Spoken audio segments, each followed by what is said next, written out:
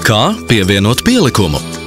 Sveicināti video pamācību sesijā 1, 2, 3. Šodien parunāsim par to, kā pievienot pielikumus jūsu e-pastam. Viena no funkcijām, ko jūs varat izmantot rakstot e-pastu vai atbildot uz jau uzrakstītiem e-pastiem, ir pielikumu pievienošana.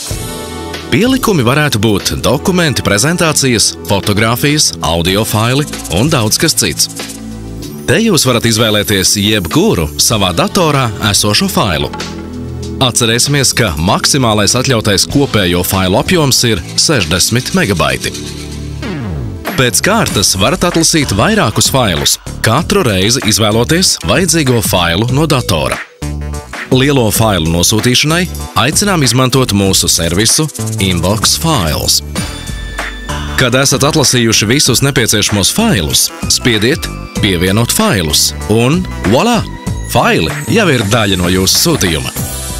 Ja kāds no pielikumiem tomēr izrādījies nevajadzīgs, atliek tikai nospiest krustiņu un tas no vēstules pazudīs.